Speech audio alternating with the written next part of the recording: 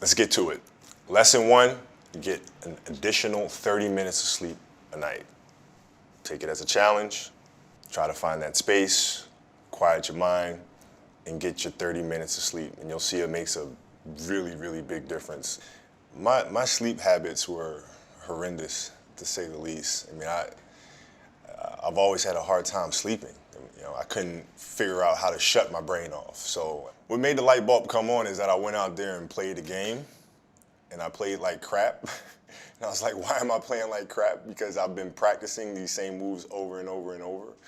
But yet, I couldn't execute them properly. I was feeling sluggish, I was feeling lethargic, and I knew it wasn't because of my training, because I had trained obsessively.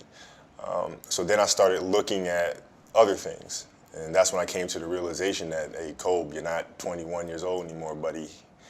Like, maybe the fact that you're sleeping 2 or 3 hours a night, maybe that has something to do with the fact that you're playing like crap. And that's when I started really evaluating those things. And I'd say lesson two would be just 5 minutes of quiet time, 5 minutes for you to be mindful and to just sit and find that inner voice and just kind of listen to the self. And preferably would be in the morning as you start your day. I meditate every day. And I do it in the mornings, and I do it for about 10 to 15 minutes. And I think it's important because it sets me up for the rest of the day. You know, it helps me. It's like having an anchor.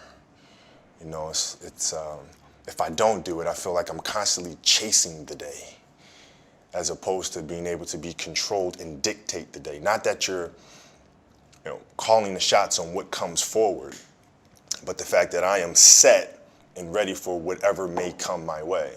You know, I have a calmness about whatever comes my way and a poise, and that comes from starting the morning off with meditation. For me, it's really just listening to my inner self. I mean, that's basically it. Like you sit in silence and you just allow these thoughts to come forward, and you get a chance to observe the self and things that may be lying beneath the surface that if you don't have that time to sit quietly on your own, you'll never pay attention to. You know, because if you think about it, like, you know, the reality is we're paying attention to so many things that are going on around us. We're constantly taking selfies, we're constantly taking pictures to post on Instagram and all these other things, and we're constantly observing everything that's around us, but we don't take the time to really observe what's going on inside of ourselves.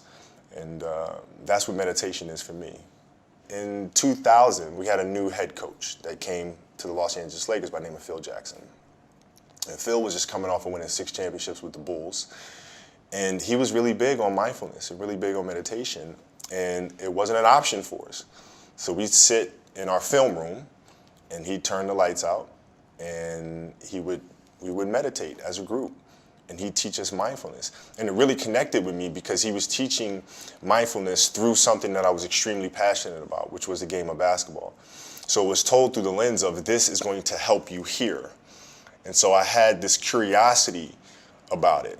And that was my introduction to meditation. And then seeing the poise that we played with, the fact that we can be in a hostile environment with fans yelling and screaming and, you know, pressure situations, and it having no effect on us, because we were never too high, never too low. We were just in the moment, and felt very secure in who we were. And that was my introduction to meditation. I had a great experience, which really I learned a lot about meditation through this experience. I was on a jet ski, and I took the jet ski out in the ocean, and I just kind of sat, and I just let the current just take me wherever it was going to take me. And I really saw a lot of meditation through that moment, because I wasn't trying to control the moment. I wasn't trying to force myself upon the waves and dictate where I was going to go. I just let the waves take me there. And there was a lot of peacefulness involved in that.